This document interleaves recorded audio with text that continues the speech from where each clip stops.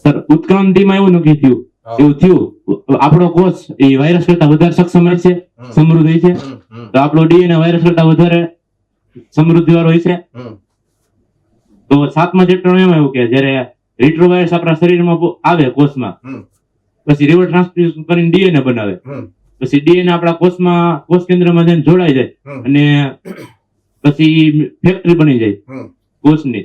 અને આ બાયોટેકનોલોજીમાં એમાં એવું કે આપણે જયારે બેક્ટેરિયન કોષમાં નાખવું હોય ને આપણું ડીએનએ, તો ઉત્સેચક ને એ બધું જોઈ એને આપણા કોષમાં નાખવું હોય ને તો આપણા ડીએનએ માં કાંઈ જરૂર પડે. જરૂર પડે ને, 100% જરૂર પડે. એને જેની જરૂર પડે એવા જનીનો એની પાસે છે કે જેનાથી ઉત્સેચક બનાવી. આપણે જેમ અંદર નાખવા માટે કોઈક સાધન સામગ્રી જોશે ને, એમ એને પણ પોતાનું જનીન અંદર નાખવા માટે સાધન સામગ્રી જોશે. પણ એટલું બધું ડિટેલિંગ તમને આપવા જાય તો તમારું ચેપ્ટર કેવડું મોટું થઈ જાય. સમજાય છે? એટલે જેટલું જરૂરી છે એટલું જ તમને એક વાક્ય જરૂરી હોય તો એક જ વાક્ય ત્યાં આપેલું હોય.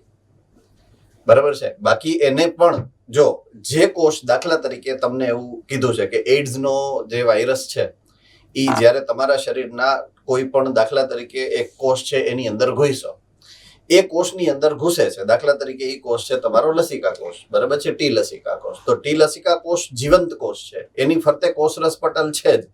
કોષરસ પટલની જે લાક્ષણિકતા છે કે અર્ધપ્રવેશશીલ છે, એ લાક્ષણિકતા એને લાગુ પડે જ છે. એટલે કોઈ પણ દ્રવ્ય બહારથી એની અંદર જઈ શકવાનું નથી. એનો મતલબ એવો છે કે વિશિષ્ટ કોઈ એક ચોક્કસ પ્રકારની પ્રક્રિયા તો એને કરવી જ પડશે. એ પ્રક્રિયા જે એને કરવી પડશે, એ વાયરસને તો ખબર છે ને કે મારે આ પ્રક્રિયા કરીશ તો જ મારું જનીન દ્રવ્ય અંદર જશે. એટલે એવી વ્યવસ્થા વાયરસ પાસે હોય જ. એટલા માટે જ, અને એ પાછી લાગુ કોને પડતી હોય? ખાલી અને ખાલી ટી લસિકા કોષો માટેની જ વ્યવસ્થા એની પાસે છે. નહીતર તો બીજા કોષમાં ન ઘુસાડી દે એમ. અન્ડરસ્ટુડ? એટલે એ વ્યવસ્થા હોય જ એની પાસે, અને એવું હોય જ. એ સિસ્ટમ યુનિવર્સલ છે. યુનિવર્સલનો મતલબ એવો થાય કે ગમે ત્યાં કોઈ પણ પ્રકારના કોષો માટે એ લાક્ષણિકતા જરૂરી છે. એ બેક્ટેરિયાના કોષમાં પણ એ લાક્ષણિકતા હશે અને તમારા શરીરના કોષોમાં પણ એ લાક્ષણિકતા હશે. સિલેક્ટિવલી પરમિએબિલિટી એટલે કે પસંદગીમાન પ્રવેશશીલતાનો સિદ્ધાંત છે. Ready? I hope you are very clear. Okay, one more thing. તમે જે શબ્દ મને પ્રશ્ન પૂછવા માટે વાપરો છે એને હું થોડોક કરેક્ટ કરીશ. ખોટું નહીં લગાડવાનું, કારણ કે મારી જવાબદારીમાં છે. તમે જે ખોટા શબ્દો વાપરશો એને આપણે એના માટે શબ્દ વાપરશી જટિલતા અને સરળતા. પોઈન્ટ ટુ બી નોટેડ. જેમ જેમ ઉત્ક્રાંતિ થઈ એમ લક્ષણો વધુ જટિલ થયા છે. જે જૂના હતા એ સરળ હતા. એટલે સરળતા અને જટિલતા આવા શબ્દો વાપરશું આપણે. બરાબર છે? હે ને? Get it? Alright, fine. તો આપણે ગઈકાલ સુધી જે વાત કરી છે કે પુનઃ સંયોજિત ડીએનએ ટેકનોલોજી, આરડીએનએ ટેકનોલોજીની જે ક્રિયાવિધિના સ્ટેપ્સ હતા, એમાંથી પહેલું સ્ટેપ ડીએનએ નું અલગીકરણ છે, એની વાત આપણે સમજ્યા છીએ. આઈ રિપીટ, ડીએનએ નું અલગીકરણ જે છે એની વાત આપણે સમજ્યા છીએ.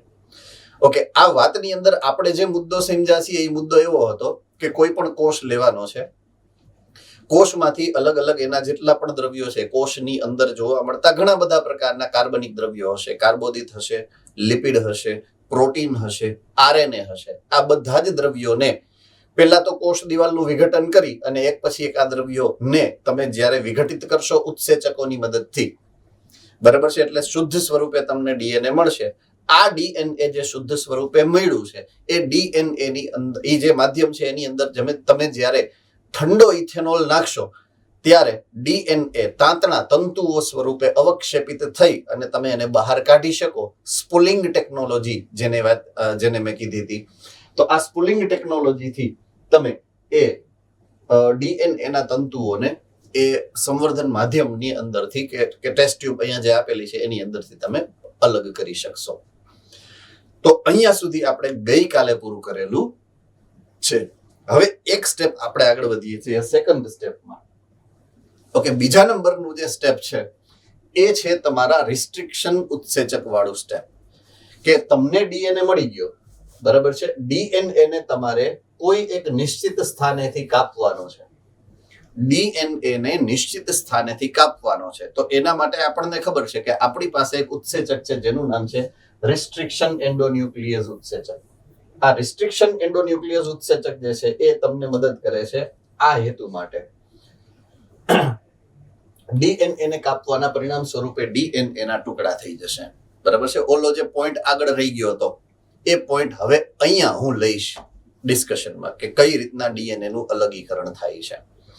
ઓકે, જ્યારે કોઈ પણ સ્ત્રોતમાંથી, દાખલા તરીકે સ્ત્રોત ડીએનએ છે, એમાંથી તમે ડીએનએ જે છે એ અલગ કરો છો. દાખલા તરીકે તમને જે ઉદાહરણ એમાં આપ્યું હતું જે તે સમયે આકૃતિની અંદર કે આ કોઈ સ્ત્રોત ડીએનએ છે, એમાંથી ડીએનએ જ્યારે કપાણું હતું ત્યારે 3 પ્રકારના ટુકડાઓની વાત મેં કરી હતી તમને. એક ટુકડો છે એ મધ્યમ કદનો ટુકડો હતો, એક છે એ નાના કદનો ટુકડો હતો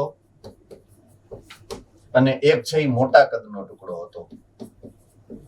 તો નાના કદનું ડીએનએ છે ને એ તમારા માટે ઈચ્છિત ડીએનએ છે. આ કટકો તમારે જોઈએ છે.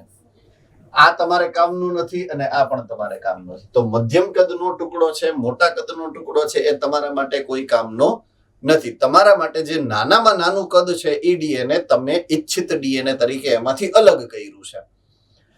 બરાબર છે. તો હવે એ તો મિશ્રણમાં છે, એ તો ટેસ્ટ ટ્યુબની અંદર છે, અથવા તો એ તો સંવર્ધન માધ્યમની અંદર છે. એ જે તમે કટકા કર્યા છે, તો એ સંવર્ધન માધ્યમમાંથી એ ડીએનએ ના નાના કટકાને કઈ રીતે અલગ કરવા, એ જે ટેકનોલોજી છે, એ જે ક્રિયાવિધિ છે, એની આપણે વાત આજે કરવાના છીએ અત્યારે. તો આ ટુકડાને એક જેલ ઇલેક્ટ્રોફોરેસિસ નામની પ્રક્રિયામાંથી પસાર કરાવવું પડે. જેલ ઇલેક્ટ્રોફોરેસિસ નામની પદ્ધતિ દ્વારા એ તમે એકબીજાથી અલગ કરી શકશો. ઓકે, હવે આ જેલ ઇલેક્ટ્રોફોરેસિસ શું છે એની વાત તમને સમજાવવાનો પ્રયત્ન કરું. બરાબર છે.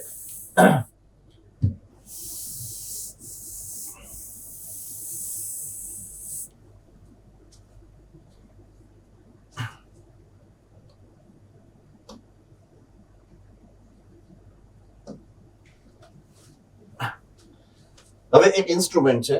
ઇન્સ્ટ્રુમેન્ટ આગળની સ્લાઇડમાં તમને આપેલું હતું. આ અહીંયા તમે જોશો ને, કાચની પેટી છે, નાની એવી, કંપાસ બોક્સ જેવડી હોય, બહુ મોટી ના હોય. બરાબર છે. અને એની સાથે અહીંયા એક બેટરી વાળું ઉપકરણ છે, રાઈટ? ઇલેક્ટ્રિસિટી વાળું, ઇનફેક્ટ બેટરી કરતા પણ વોલ્ટમીટર ને એવું બધું હોય, એટલે એમાં જે કરંટ જે છે એ તમે રેગ્યુલેટ કરી શકો. એની અંદર જે કરંટ પસાર થતો હોય એનું રેગ્યુલેશન કરવા માટે. એક બાજુ તમે જોશો ને તો એક બાજુ એક લાઇટનો છેડો છે, બીજી બાજુ બીજી લાઇટનો છેડો છે. લાઇટના 2 છેડા છે, એનોડ કેથોડ બે બાજુ એક ધ્રુવ જે છે, એક ધન ધ્રુવ અને એક ઋણ ધ્રુવ જે છે એ જોડવામાં આવે. અંદર પાણી માધ્યમ ભરવામાં આવશે. બરાબર છે. હવે આ જ્યારે ભરાઈ જાય ત્યારે એની ઉપર એક કાચની પ્લેટ જે છે એ મૂકવામાં આવે. કાચની પ્લેટ. બરાબર છે. હવે આ કાચની પ્લેટ જે મૂકવામાં આવશે એ પહેલા કાચની પ્લેટ ઉપર એક વિશિષ્ટ પ્રકારની પ્રક્રિયા થાય. બરાબર છે. આપણા ઘરની અંદર અથવા તો તમે જ્યારે કોઈ બી શોપમાંથી, દુકાનમાંથી જેલી જે ચોકલેટ આવે છે, જેલી ચોકલેટ લ્યો છો, એવી જેલી ચોકલેટ ઘરમાં બનાવી શકાય. તમને ખ્યાલ છે? આપણા ઘરે એ જેલી બનાવી શકીએ આપણે. કોઈને ખ્યાલ છે કઈ રીતના બને છે? યસ, રાજકોટ ગુરુકુળ.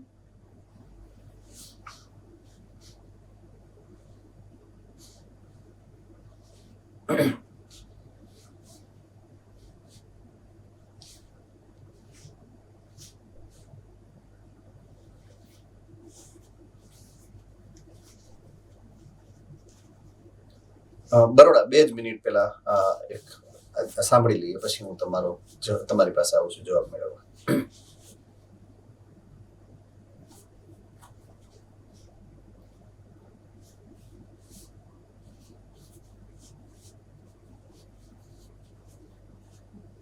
અગર અગર પાવડરમાં યસ, અગાર અગાર નામનો એક પાવડર આવશે. બરાબર છે. Yes, Baroda centre.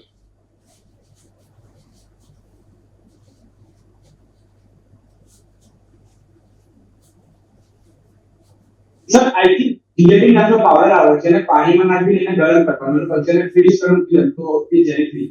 Yes, so there is a powder. એક સરસ મજાનો પાવડર આવે. પાવડરને પાણીમાં ઓગાળવાનો હોય. એ ઓગાળી અને તમારે કોઈ બી એક વાસણ કે જે તમારે શેપ આપવો છે એની એ સ્પેશિયલ ઓલી આવે છે, ફરમા. એ ફરમાની અંદર તમે નાખી દો, થોડીક વાર એમને રહેવા દો, અથવા તો ફ્રીઝમાં રાખી દો, એટલે સરસ મજાનું જામી અને એ જેલી બની જાય. ફ્રીઝમાં રાખો તો ઝડપથી થાય, અને એમને મૂકી દેશો તો બી થઈ તો જશે જ. એ પદાર્થ શું છે એ તમને ખબર છે? એ અગાર અગાર નામનો પાવડર છે. અગાર અગાર અને એ અગાર જે પાવડર છે એ તમને ઓલરેડી અગાઉ કોઈ એક જગ્યાએ 11મા ધોરણમાં ચેપ્ટર નંબર 1 થી 4 ની અંદર આપેલો છે. કોને યાદ છે? મોડાસા સેન્ટરને યાદ છે? જુઓ,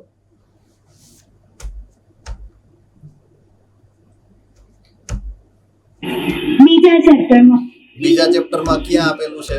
કયા મુદ્દામાં?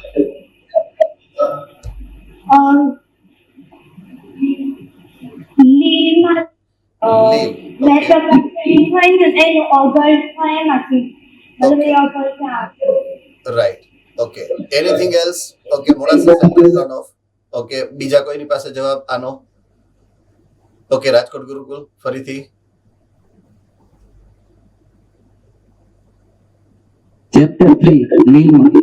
ચેપ્ટર 3 લીલની અંદર. ઓકે, તો લીલની અંદર લીલની જે લાક્ષણિક કોષ દિવાલ છે, યસ, મોડાસા સેન્ટર.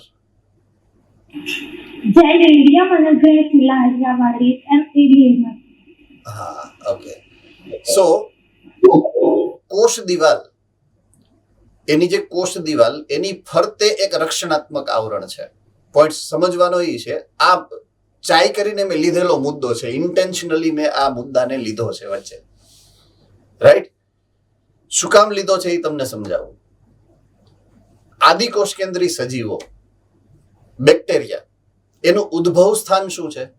તો કે સમુદ્ર. એનું ઉદ્ભવ સ્થાન છે સમુદ્ર. સમુદ્રમાં ઉદ્ભવ્યા છે. એટલે કે જલીય પર્યાવરણ પણ વિષમ હતું, એટલે એની ફરતે કોષ દિવાલની ઉપર સખત રક્ષણાત્મક આવરણ આપ્યું, જેને આપણે પ્રાવર કે કેપ્સ્યુલ કહીએ છીએ. ઓકે, પોઈન્ટ ટુ બી નોટેડ. થમ્સ અપ કરો જોઈએ. ઓલરાઈટ. એમાંથી ઈ પછી જે મોનેરા સૃષ્ટિના સભ્યો બન્યા, એમાં પણ થોડોક ફેરફાર થયો. વિષમ પર્યાવરણમાંથી સારું પર્યાવરણ મળ્યું છે, જલીય. રાઈટ? એટલે આર્કી બેક્ટેરિયામાંથી યુ બેક્ટેરિયા થયા, પણ છતાં પણ એને પોતાની બહારની બાજુએ રક્ષણાત્મક આવરણને જાળવીને રાખ્યું. એટલે ઓલું પ્રાવર એટલે કે કેપ્સ્યુલ હતું ને, એ જીલેટિનિયસ બની ગયું. શ્લેષ્મીય આવરણ જેને તમે કહો છો. પરિસ્થિતિ બદલી ને એટલે એની લાક્ષણિકતા બદલી. પણ જલીય પર્યાવરણમાં રહે છે ને, એટલે એની ફરતે કોષ દિવાલની ઉપર પણ એક એક્સ્ટ્રા લેયરની જરૂરિયાત પડે. આપણે સમજવાનું અત્યારે આ છે આ મુદ્દો. લીલમાં પણ હોય, કારણ કે લીલ જલીય છે. આપ સમજ में आ रही है बात? એટલે લીલની કોષ દિવાલની ફરતે એક વધારાનું રક્ષણાત્મક આવરણ હશે. તો અમુક લીલની ઉપર આવું શ્લેષ્મીય આવરણ છે, જે તમે કાઢી એમાંથી અલગ કરી અને એનો પાવડર બનાવી નાખો, એવો એક પાવડર અગાર અગાર છે. રેડી? મેં 2 ચેપ્ટરના 2 કન્સેપ્ટને એકબીજાની સાથે ઉદાહરણ આવ્યું એટલે જોડી દીધું છે, એટલે તમને એક એડિશનલ સપોર્ટ મળ્યો, એક કન્સેપ્ટ ક્લિયર કરાય. એ કન્સેપ્ટ આખો એની ઉત્ક્રાંતિની રિલેટેડ છે, એની જીવનચક્રને રિલેટેડ છે. એટલે લીલની અંદર આવી સરસ મજાની શ્લેષ્મીય આવરણની જે રચના છે, એ શ્લેષ્મીય આવરણ એવું છે કે એ શેનું બનેલું છે? તો કે કાર્બોદિત પ્રકારના અને પ્રોટીન પ્રકારના પદાર્થોનું ગ્લાયકો પ્રોટીન છે. બરાબર છે? એટલે એને આપણે અલગ કરી, એનો પાવડર કરી અને અગાર અગાર નામની એ જે સંરચના છે અથવા તો એ પદાર્થ છે, એનો ઉપયોગ કરી એ પાવડરની અંદર પાણી નાખો એટલે ફરીથી જેલી થઈ જશે. પહેલા આપણે ડ્રાય કરી નાખ્યું, સૂકવી નાખ્યું એટલે પાવડર થઈ ગયો. પાછો પાણી નાખી દો એટલે પાછું જેવું હતું એવું શ્લેષ્મીય પદાર્થ જે છે એ પાછું જીલેટિનિયસ એટલે કે જેલી બની જશે પાછું. રાઈટ? એટલે એ જેલીનો ઉપયોગ કરવાનો છે. એટલે પ્લેટ લેવાની, પ્લેટ ઉપર એ જેલી રેડી દેવાની, એટલે જેલી ઉપર પ્લેટ ઉપર જેલીનું એક પાતળું આવરણ બની જશે. બરાબર છે? જેલીનું એક પાતળું આવરણ બની જશે. આ આવરણ ઉપર એક સાઈડે 4 ખાડા પાડી દેવાના, 4-5 જેવી આપણી જરૂરિયાત. નાના નાના ખાડા, એટલે 2-4 મણના ખાડા નહીં, એકદમ નાના નાના ખાડા પાડી દેવાના. એકચ્યુઅલી ઈ એવું ઇન્સ્ટ્રુમેન્ટ જ આવે કે ઈ રાખીને જ પછી જેલી નાખો અને પછી ઇન્સ્ટ્રુમેન્ટ ઉપાડી લ્યો, એટલે એમાં એ ખાડા ઓલરેડી પડી ગયા હોય. એ જ્યારે જેલી રેડવાની હોય ને ત્યારે જ વચ્ચે એ મૂકવામાં આવે, પિટ્સ. એ ખાડાની અંદર તમારે તમારા સેમ્પલ્સ મૂકવાના રહીએ. બરાબર છે? એની વાત આપણે હવે આના પછીની સ્લાઇડ્સની અંદર કરીએ. તો એ જે જેલી પથરાય, આ પ્લેટ છે, આ પ્લેટની ઉપર આ જેલીનું પાતળું આવરણ જે પથરાય, એની ઉપર તમે અહીંયા જોશો ને કે અહીંયા જો આ 1 2 3 અને 4 ખાડા મૂક્યા છે. વેલ્સ અહીંયા લખેલું છે વેલ્સ. વેલ્સ એટલે કૂપ, કૂપ એટલે ખાડા. બરાબર છે? તો અહીંયા આ કૂપ અથવા તો ખાડા છે. તો એ ઓલરેડી ત્યાં મૂકેલા છે. આટલું સમજાણું છે? ઓકે. હવે આ ખાડાની અંદર સેમ્પલ્સ તમે જે તૈયાર કર્યા છે અહીંયા આ એની પ્લેટ ને ઉપરથી તમે જુઓ એટલે આ ખાડા છે, આ વેલ છે. 1 2 3 4 5 ને 6 અહીંયા છે. એકમાં નથી મૂક્યું, 5માં તમે સેમ્પલ મૂક્યા છે. બરાબર છે?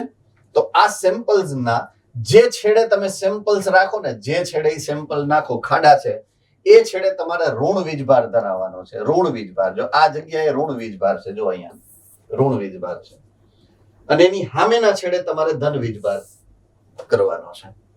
જે ઓલા છેડા બે જોઈન્ટ કર્યા ને, તો જે સાઈડ ખાડા છે એ સાઈડ ઋણ વીજભાર અને એની સામેની સાઈડ ધન વીજભાર. આવું યાદ રાખશું આપણે. એટલે કે સેમ્પલ જે બાજુ હશે એ ઋણ વીજભાર અને સેમ્પલની સામેની સાઈડ ધન વીજભાર. ઓકે. હવે આવું રાખવા પાછળનું પણ એક વૈજ્ઞાનિક કારણ છે. જો જીનેટિક્સ ચાલ્યું છે અને જીનેટિક્સની અંદર ખાસ કરીને ન્યુક્લિયોઝોમની રચનાની જો વાત કરું, બરાબર છે, ન્યુક્લિયોઝોમની સંરચના, તો એ સમયે તમને એવું કીધું છે કે ન્યુક્લિક એસિડ ઋણ વીજભારિત છે અને પ્રોટીન ધન વીજભારિત છે. એવું ત્યાં આવેલું છે. બરાબર છે? છતાં જેને નથી ચાલ્યું એના માટે કે ન્યુક્લિક એસિડ ઋણ વીજભારિત છે. ન્યુક્લિક એસિડ કેવું છે? ઋણ વીજભારિત. આપણું જે આપણા કોષની અંદર, કોષ કેન્દ્રની અંદર જે જનીન દ્રવ્ય છે એનું જે ડીએનએ છે, આ ડીએનએ ઋણ વીજભારિત છે. એટલે ખાસ આપણા માટે અત્યારે નોંધનીય બાબત એ છે કે આપણા ડીએનએ ઉપર ઋણ વીજભાર છે. એટલા માટે આપણે જે જગ્યાએ સેમ્પલ્સ મૂકવાના છીએ એ ખાડા ઉપર ઋણ વીજભાર મૂક્યો છે, અથવા તો એક તરફ ઋણ વીજભાર આવશે. બરાબર છે? એટલે અહીંયાથી આપણે આ સંકલ્પનાની સમજવાની શરૂઆત કરીએ. તો ડીએનએ ના ટુકડાઓ ઋણ વીજભારિત અણુઓ છે. કેવા છે? ઋણ વીજભારિત અણુઓ. જેથી તેઓને માધ્યમ કે આધારકની અંદર વિદ્યુત ક્ષેત્રની મદદથી ધન વીજધ્રુવની તરફ બળપૂર્વક ધકેલી અને તમે અલગ કરી શકો. જો આ સિદ્ધાંત છે. કયા સિદ્ધાંતનો ઉપયોગ કરવામાં આવે છે એને એકબીજાથી અલગ કરવા માટે?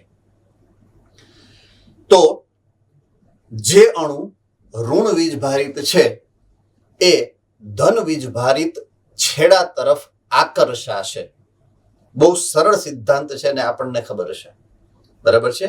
તો જે અણુ ઋણ વીજભારિત છે, એટલે કે અહીંયા મેં જે અણુ મૂકીશ, અહીંયા આ જગ્યાએ હું જે અણુઓ ભરીશ, એટલે કે ડીએનએ આ ખાડાની અંદર, તો એ આકર્ષાશે કઈ બાજુ? તો કે ધન વીજભાર બાજુ. બરાબર છે? તો જ્યારે હું વીજ પ્રવાહ ચાલુ કરીશ, જ્યારે હું એમાંથી એ જે ઇન્સ્ટ્રુમેન્ટ છે એમાં મંદ વીજ પ્રવાહ શરૂ કરીશ, ત્યારે એ જે ડીએનએ ના ટુકડા છે, ડીએનએ ના ટુકડા ધન વીજભાર તરફ બળપૂર્વક, બળ શેનું હશે? આકર્ષણ બળ. બળ કયું છે? આકર્ષણ બળ. એની મદદથી ખેંચાતા ખેંચાતા ભાગશે. રાઈટ? હવે ભાગવામાં સૌથી પહેલું કોણ થાય અને સૌથી છેલ્લું કોણ રહી જાય એની વાત સમજવાની. તો જેલીનું જે માધ્યમ છે એ કેવું બને ખબર છે? તમે બ્રેડ છે, બ્રેડને આમ કાપો તો અંદર જે કાણા કાણા વાળી એટલે કે જાડી વાળી રચના બને ને, એવું ઈ જેલનું માધ્યમ બને અંદરથી. તો એ જેલના માધ્યમના જાડીમય સંરચનામાંથી જે સરળતાથી પસાર થઈ શકે એ સૌથી વધારે આગળ ભાગે અને જેને એમાંથી પસાર થવામાં વાર લાગે એ પાછળ રહી જાય. એ તો સિમ્પલ લોજિક આપણે સમજી શકીએ. તો હવે આપણી પાસે ડીએનએ ના 3 પ્રકારના અણુઓ છે. એક અતિ નાના અણુઓ છે, એક મધ્યમ કદના અણુઓ છે અને એક મોટા કદના અણુઓ છે. તો જેલના માધ્યમના સૂક્ષ્મ જે છિદ્રોમાંથી પસાર થવામાં સરળતા કોને પડશે? 3 માંથી સૌથી સરળ રીતે પસાર થઈ શકશે 3 માંથી કોણ? મોટા કદના અણુઓ, મધ્યમ કદના અણુઓ કે નાના કદના અણુઓ? અમરેલી સેન્ટર.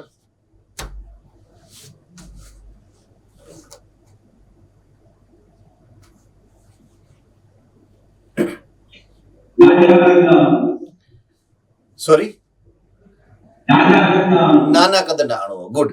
નાના કદના અણુઓ સરળતાથી પસાર થઈ શકશે સૂક્ષ્મ છિદ્રોમાંથી.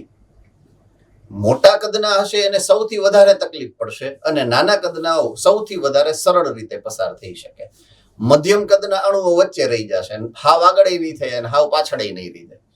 એટલે આ પ્રક્રિયા અમુક સમય માટે તમે રન કરો, એટલે કે કલાક કે 50 મિનિટ જેવું સેમ્પલ, તો 50 મિનિટ કે 1 કલાક પછી તમે જ્યારે એનું રીડિંગ નોટ કરો તો તમને અમુક દ્રવ્યો જે છે એ પાછળ રહી ગયેલા દેખાય, અમુક જે દ્રવ્યોનો જથ્થો છે એ વચ્ચે દેખાય ને અમુક દ્રવ્યોનો જથ્થો સાવ આગળની બાજુએ દેખાય.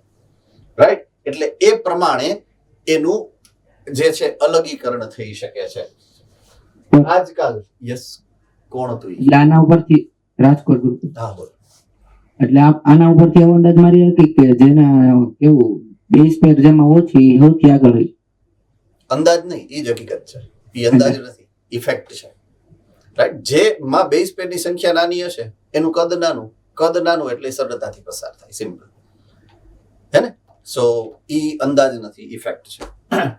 ઓકે. આજકાલ સામાન્ય રીતે ઉપયોગમાં લેવાતું માધ્યમ એગેરોસ જેલ છે, એટલે કે અગાર. એનું નામ એગેરોસ છે, કંપની નામ, બ્રાન્ડ નેમ. દરિયાઈ નિંદામણ એટલે કે સી વીડ્સ, લીલ, એમાંથી અલગ કરવામાં આવે છે. કુદરતી પોલિમર છે. એગેરોસ જેલની ચારણી જેવી રચના એટલે મેં કીધું એમ બ્રેડની અંદર જેમ સૂક્ષ્મ છિદ્રો છે એવા સૂક્ષ્મ છિદ્રોની જાડીમય રચના બને, સૂક્ષ્મ છિદ્રો વાળી. તો ડીએનએ ના ટુકડાઓ તેના કદ મુજબ અલગ થાય. નાનું કદ છે તો એ ઝડપથી આગળ વધે, મધ્યમ કદ છે તો એ વચ્ચે ક્યાંક રહી જશે અને મોટા કદના અણુઓ સૌથી પાછળ રહી જશે ગતિ કરવામાં. બરાબર છે? ઓકે. કદ જેટલું નાનું ને એટલું તે વધુ દૂર ખસે. કદ જેટલું નાનું એ વધારે ઝડપથી દૂર જઈ શકે. બરાબર છે? તો આ રીતે એમાંથી વીજભારની મદદથી ડીએનએ ને અલગ કરવાની પ્રક્રિયા એટલે જેલ ઇલેક્ટ્રોફોરેસિસ. જેલ ઇલેક્ટ્રોફોરેસિસમાં જેલ શબ્દ આવ્યો છે એના માધ્યમમાંથી અને ઇલેક્ટ્રોફોરેસિસ શબ્દ આવ્યો છે એની ક્રિયાવિધિમાં આપણે જે સિદ્ધાંત ઇલેક્ટ્રિસિટીનો ઉપયોગ કરીએ છીએ એના ઉપરથી. એટલે એનું નામ જેલ ઇલેક્ટ્રોફોરેસિસ એટલા માટે અથવા તો આને આધારે પાડવામાં આવેલું છે. ઓકે. આવી જ પ્રક્રિયા વાહક ડીએનએ ના અણુ સાથે પણ કરાવવી પડે છે. તો વાહક ડીએનએ માં અને આપણું જે દાતા સ્ત્રોત ડીએનએ છે એ બંનેમાં આ પ્રક્રિયા કરાવવી પડશે. ઓકે. દાખલા તરીકે હું એવું વાત કરું છું કે આ સ્ત્રોત ડીએનએ છે, આપણી પાસે. એમાં આપણે આ જે કાપ મૂક્યો એમાંથી જ્યારે આપણે એને જેલ ઇલેક્ટ્રોફોરેસિસ માંથી પસાર કરાવીએ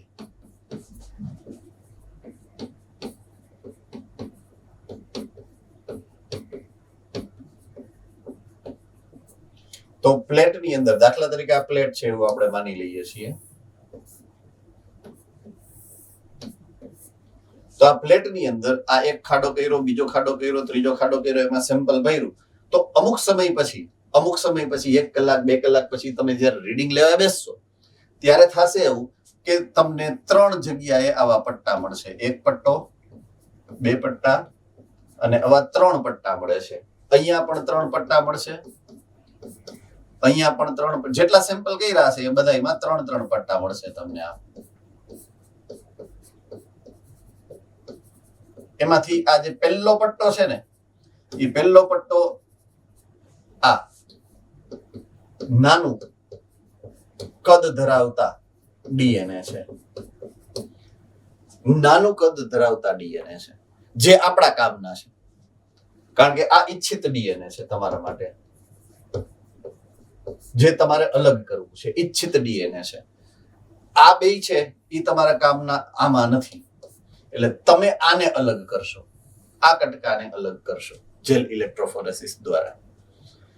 હવે મારી પાસે બીજું પણ છે અને એ છે વાહક ડીએનએ, પ્લાઝમિડ. એ પ્લાઝમિડ છે. તો પ્લાઝમિડમાં પણ મેં કોઈ એક જગ્યાએ કાપ મૂક્યો હશે, પ્લાઝમિડમાં પણ કોઈ એક જગ્યાએ કાપ મૂકી અને એને પણ અલગ કરવું પડશે ને, મોટા ડીએનએ થી નાના ડીએનએ ને. બરાબર છે? તો એમાં બી આવા જેલ ઇલેક્ટ્રોફોરેસિસ ની પ્લેટ જો બને તો ઈ પ્લેટની અંદર બે જ કટકા છે, બે જ પ્રકારના, 3 પ્રકારના કટકા નથી. એક મોટો કટકો છે ને એક નાનો કટકો છે, બરાબર છે. તો દાખલા તરીકે એ જેલ રન કરાવ્યા પછી એક તમને સેમ્પલ પાછળની સાઈડ મળશે અને એક સેમ્પલ તમને આગળની સાઈડ મળશે. તો અહીંયા જે સેમ્પલ તમારા માટે કામનું છે એ કયું છે? આ સેમ્પલ, બરાબર છે. આ મોટો ટુકડો છે ડીએનએ નો. તો અહીંયા તમારે મોટા ટુકડાની જરૂરિયાત છે અલગ કરવાની, કારણ કે ડીએનએ ના મોટા પ્લાઝમિડના મોટા ટુકડા હારે તમારે નાનો ટુકડો ફિટ કરવાનો છે. એટલે અલગીકરણમાં બે પાછા અલગ પડશે એકબીજાથી. એ ખાસ યાદ રાખવું પડે આપણે, ખાસ આ સંદર્ભે, કારણ કે એમાં ખાલી એક જ લીટી લખી છે કે એમાં આ પ્રક્રિયા કરાવવાની છે. પણ પ્રક્રિયા કરાવ્યા પછી તમારે એમાં નાના કટકા નથી લેવાનું, એમાં મોટા કટકાને લેવાનો છે. વાહકની વાત કરીએ ત્યારે એ એક ડિફરન્સ છે. લખેલો નથી, પૂછાઈ શકે એવો પ્રશ્ન પૂછાઈ શકે, તમને એ ચેલેન્જ કરીને પૂછી શકે કે તમને ખબર પડે છે કે નહીં.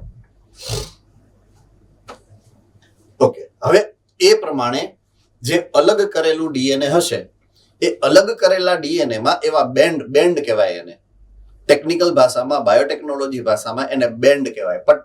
પટ્ટાઓ મળે તમને. એ જે બેન્ડ મળે કેની ઉપર મળશે? તો કે જેલની પ્લેટ ઉપર મળશે. જેલની પ્લેટ ઉપર મળશે. તો જેલની પ્લેટની ઉપર થોડા એ ડીએનએ ડિસ્કો કરશે, એ તો અંદર ઘૂસેલા છે ને. પોઈન્ટ હવે સમજવાનો આપણે એ છે કે બ્રેડ છે, બ્રેડ ઉપર હોય, આમ ઉપર, અને નીચે હોય, નીચેનું લે અને ઉપર ને પછી વચ્ચેથી તમે કાપી અને વચ્ચેથી તમે શું નાખ્યું ઈ આમ ડાયબા પછી કેમ ખબર પડે કે અંદર શું છે? એટલે જે ગયું છે એ અંદર ગયું છે. એટલે જેલની અંદર ડીએનએ છે, તમને ખબર નથી ઈ ક્યાં છે એમ. હવે તમારે જોવા છે ઈ પટ્ટા, તો એમનેમ તમને નહીં દેખાય. જેલની અંદર આ ડીએનએ ના પટ્ટા તમને એમનેમ દેખાતા નથી. એને તમારે જોવા માટે પણ અલગ એક ક્રિયાવિધિ કરવી પડશે, બરાબર છે. તો એ જોવા માટેની ક્રિયાવિધિની વાત હવે આવી કે અલગ કર્યા પછી ડીએનએ ના ટુકડાઓ ત્યારે જ જોઈ શકાય જ્યારે આ ડીએનએ ના ટુકડાને, હવે અહીંયા આવ્યું એક નવું રસાયણ જેનું નામ છે ઇથિડિયમ બ્રોમાઇડ. ઇથિડિયમ બ્રોમાઇડ, પાછળ ડીએમ આવે એટલે રેડિયો એક્ટિવ હોય ને, બરાબર છે. ઇથિડિયમ બ્રોમાઇડ, એ સંયોજન વડે તમારે એને અભિરંજિત કરાવવું પડે. અભિરંજિત કરાવવાનું છે ઇથિડિયમ બ્રોમાઇડ દ્વારા. એટલે એ સોલ્યુશન જે પ્લેટની અંદર હતું એમાં ઇથિડિયમ બ્રોમાઇડ નાખી અને થોડીક વાર રાખી દેવાનું, એટલે એ અભિરંજિત થઈ જશે. અભિરંજિત કોણ થશે? ડીએનએ થશે. અભિરંજિત કોણ થશે? ડીએનએ થશે. કોના દ્વારા થશે? ઇથિડિયમ બ્રોમાઇડ દ્વારા. કોના દ્વારા થશે? ઇથિડિયમ બ્રોમાઇડ દ્વારા. આ ઇથિડિયમ બ્રોમાઇડને હવે તમે ઈ અભિરંજિત થયા પછી ઈ પ્લેટને કાઢી લેવાની સોલ્યુશનમાંથી, કારણ કે અભિરંજન થઈ ગયું છે. હવે ઈ પ્લેટ કાઢી અને તમારે એક અલગ ઇન્સ્ટ્રુમેન્ટમાં તમારે દાખલ કરવાની, જેને કહેવાય યુવી વિકિરણો વાળું ઇન્સ્ટ્રુમેન્ટ. હવે તમે જ્યારે ઈ ઇન્સ્ટ્રુમેન્ટમાં મૂકી અલ્ટ્રાવાયોલેટ રેઝ એમાંથી પસાર કરશો એટલે તમને એમાંથી આ બેન્ડ દેખાય. શું કામ? કારણ કે અભિરંજિત થઈ ગયા છે. અભિરંજિત શેનાથી થયા છે? તો કે રેડિયો એક્ટિવ પદાર્થથી. તો એ રેડિયો એક્ટિવ પદાર્થ તો ચમકે કેનાથી ચમકશે? યુવી વિકિરણોથી ચમકશે. એટલા માટે તમારે યુવી નું ઇન્સ્ટ્રુમેન્ટ એટલે કે એનું સંસાધન વાપરવું પડશે. તો યુવી વિકિરણો દ્વારા તમે જ્યારે એને જોવો, એમાંથી યુવી વિકિરણો પસાર કરો તો શુદ્ધ ડીએનએ ના ટુકડાઓ દ્રશ્યમાન થાય, એટલે કે દેખાય. તો પ્રકાશમાં અભિરંજિત કર્યા વગર તમે એને જોઈ શકતા નથી. એટલા માટે તમારે એને ઇથિડિયમ બ્રોમાઇડમાં અભિરંજિત કરી અને યુવી વિકિરણો એટલે કે પ્રકાશની પસાર કરી અને જોવા પડશે, નહીતર નહીં દેખાય. તો ઇથિડિયમ બ્રોમાઇડ થી અભિરંજિત જેલ ઉપર પ્રકાશ એટલે કે યુવી પ્રકાશ પડતા ડીએનએ ના નારંગી રંગના પટ્ટાઓ તમે જોઈ શકો. નારંગી રંગના પટ્ટાઓ, બરાબર છે, જે અહીંયા તમને આકૃતિમાં દેખાશે. ફોટોગ્રાફ છે, આ રિયલ ફોટોગ્રાફ છે, આકૃતિ નથી. એટલે જે તમને અહીંયા પટ્ટાઓ દેખાય છે ને, આછા ઘાટા, ઈ પટ્ટાઓ ડીએનએ ના પટ્ટાઓ છે. જે સેમ્પલ રન થયું હોય ને એમાં એ કદને હિસાબે અલગ પાઈમાં હોય, બરાબર છે. તો સૌથી જે દૂર હોય, દૂરસ્થ છેડે આ, તો ઈ સૂક્ષ્મ કદનું આમ છે, આમ એકચ્યુઅલી આ, એટલે આ છે ને એ સૌથી નજીકનું છે. આ અહીંયા સેમ્પલ રન થયું હોય, આમ સેમ્પલ રન થયેલું છે એકચ્યુઅલી, બરાબર છે. એટલે આ જે છે ને એ નાના કદનું હોય, આ સેમ્પલમાં તો કે આ નાના કદનું છે, બરાબર છે.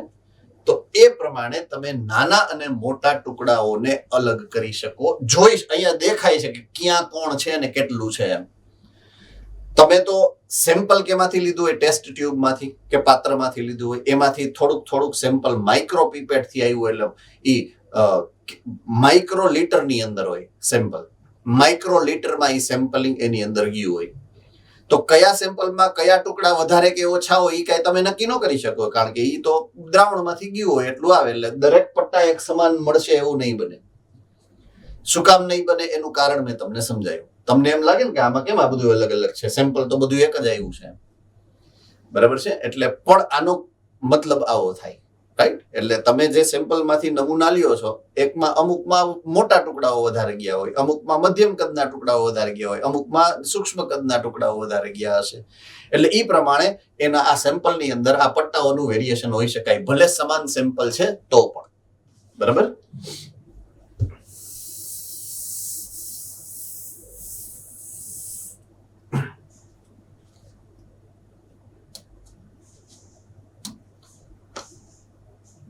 ઓકે, ડીએનએ ના પટ્ટાઓ જે આપણે કર્યા, અલગ કર્યા, અગારોસ જેલમાંથી કાપી. એટલે અગારોસ જેલમાં તમારે હવે કાપવાનું કોને છે, તો કે જ્યારે દાતા અથવા તો સ્ત્રોત કોષ હશે એના ડીએનએ ના સેમ્પલના દૂરસ્થ છેડે આવેલા નાના જે ડીએનએ છે એના ખંડને કાપી અને અલગ કરો.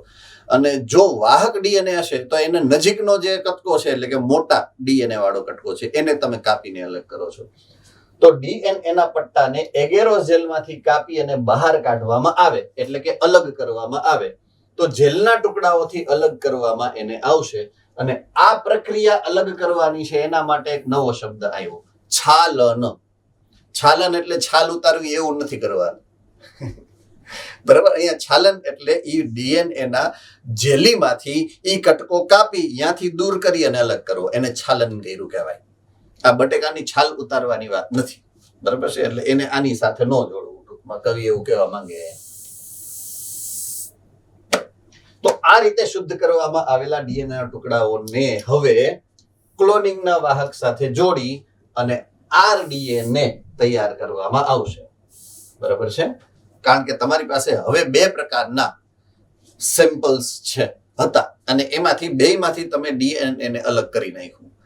તમારા ઈચ્છિત જે જનીન હતું એ પણ તમારી પાસે છે, જે તમે દાતા સ્ત્રોતમાંથી નાના ટુકડા તરીકે અલગ કર્યું. અને તમારે જે આ પ્લાઝમિક ડીએનએ હતું, પ્લાઝમિક ડીએનએ માંથી પણ કાપી અને બે ટુકડા થયા, એમાંથી તમે અલગ કરી અને મોટું ડીએનએ તમે લીધું. તો આ મોટું ડીએનએ વેક્ટર અથવા તો વાહકનું છે, આ નાનો ટુકડો તમારા ઈચ્છિત જનીનનો છે, એ બેને ભેગા કર્યા એટલે આરડીએનએ બની ગયું. તો at the end you have now the rDNA. તમારી પાસે હવે રીકોમ્બિનન્ટ ડીએનએ, પુનઃ સંયોજિત ડીએનએ છે. કારણ કે બે ડીએનએ ના ટુકડા જે તમે શુદ્ધ કરી અલગ કર્યા અને એ અલગ કરેલા ટુકડાઓના ડીએનએ ના સેમ્પલ્સને તમે હવે લાઇગેઝ ઉત્સેચકની સાથે પ્રક્રિયા કરાવો. એટલે લાઇગેઝ ઉત્સેચક ઓલા વાહકના મોટા ડીએનએ સાથે આ તમારા ઈચ્છિત જનીનના ટુકડાનું જોડાણ કરી અને એક આરડીએનએ બનાવી નાખશે, બરાબર છે. ઓકે, આમાં કોઈને કઈ મુશ્કેલી, આ જે છેલ્લો સિદ્ધાંત સમજો એમાં. ઓલરાઈટ,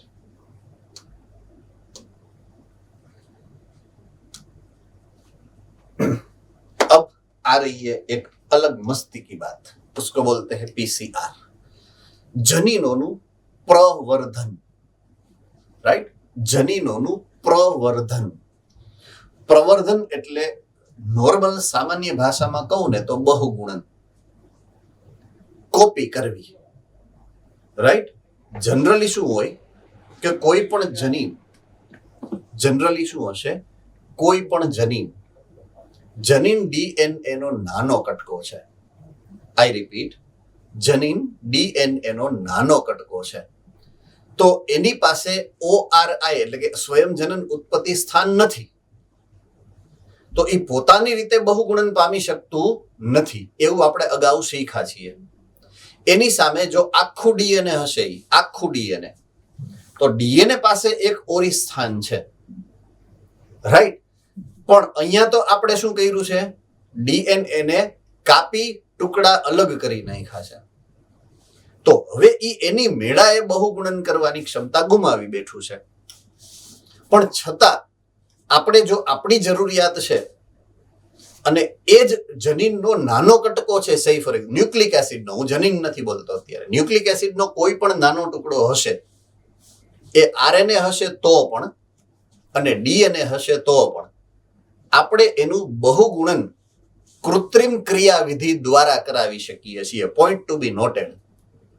કૃત્રિમ ક્રિયાવિધિ દ્વારા, જેના માટે મશીન છે, એક ઇન્સ્ટ્રુમેન્ટ છે. આ ઇન્સ્ટ્રુમેન્ટ જે છે એને કહેવાય સિક્વેન્સર. બરાબર છે? સિક્વેન્સર છે, પછી પીસીઆર મશીન છે. આ બધા ઘણા બધા મશીન છે કે જેને આપણે એક પછી એક સમજશું. તો સિક્વેન્સર છે, પીસીઆર છે. પીસીઆર ની ક્રિયાવિધિની વાત આપણે પહેલા કરશું અત્યારે. પીસીઆર ની ક્રિયાવિધિ. પીસીઆર નો મતલબ છે પોલિમરેઝ ચેઇન રિએક્શન. પીસીઆર નો મતલબ છે પોલિમરેઝ ચેઇન અને રિએક્શન. જે ઇન્સ્ટ્રુમેન્ટની હું વાત કરું છું, જે સંસાધનની હું વાત કરું છું, એ ઇન્સ્ટ્રુમેન્ટનો ફોટોગ્રાફ તમને અહીંયા દર્શાવ્યો છે. જો તમને કોરોના વેક્સિન અથવા તો કોરોનાનો ચેપ લાગ્યો હશે અને જો તમે ટેસ્ટ કરાવવા ગયા હશો લેબોરેટરીની અંદર, તો લેબોરેટરીમાં તમને જો ખ્યાલ હોય તો તમારું ઓલું રુધિરનું સેમ્પલ લીધું હશે ઇન્જેક્શનથી ખેંચીને 5 ml.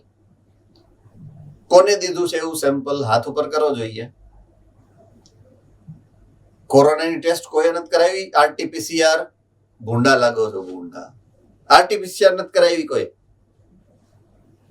હા, 3-4 તો દેખાણા. હાલો, એક બરોડામાંથી મોઢે નથી દેખાતો, પણ હાથ દેખાડો. કઈ વાંધો નહીં. હા, આ દેખાઈ ગયો. અરે એ તો ઓળખું જ છું. આ તો ખાલી હું તો મસ્તીના મૂડમાંથી 3-4 જણા રાજકોટ ગુરુકુલ વાળા છે. સારું કે તમને ચેપ નહોતો લાગ્યો. વાહ, ગોડ બ્લેસ્ડ. એને તો જ્યારે પણ જેને પણ ચેપ લાગ્યો છે અને ટેસ્ટ કરાવવા માટે ડોક્ટરે મોકલા હોય એટલે લેબોરેટરી વાળા ઇન્જેક્શનથી 5 ml રુધિર ખેંચી અને પછી આ મશીનમાં નાખતા. આ મશીનનું નામ છે પીસીઆર. પીસીઆર. અને એ જે ટેસ્ટ તમે કરાવી હતી એનું નામ હતું આરટીપીસીઆર. એ બે એક જ છે.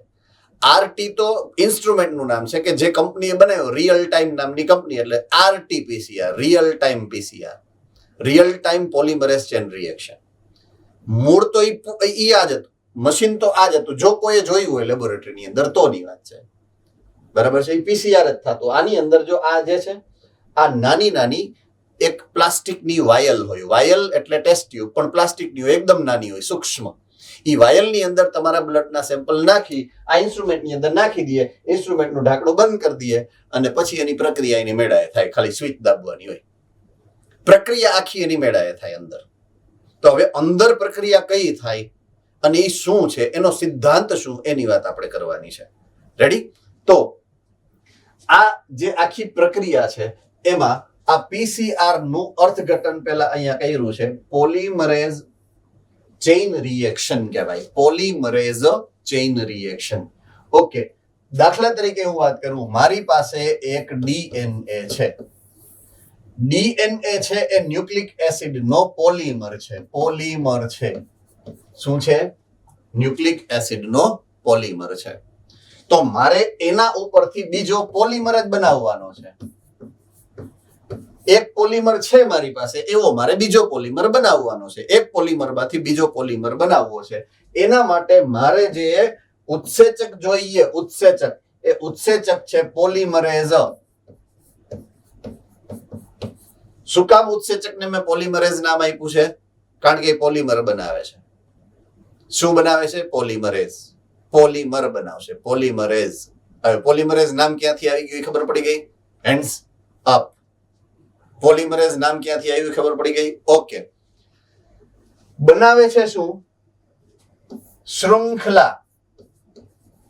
શૃંખલા, ચેઇન. શૃંખલા, ચેઇન. બરાબર છે? એટલે પોલિમર દ્વારા શૃંખલા બનાવવા, શૃંખલા કોની? ડીએનએ ની. ડીએનએ ની શૃંખલા બનાવવા માટે જે ક્રિયાવિધિ થાય, રિએક્શન, તો એ પ્રક્રિયા માટે આ શબ્દ વાપરો છે polymerase chain reaction. Chain reaction એટલે શૃંખલા પ્રક્રિયા. ચેઇન રિએક્શન એટલે શૃંખલા પ્રક્રિયા. પણ કરશે કોણ આ શૃંખલા પ્રક્રિયા? પોલિમરેઝ. રાઈટ?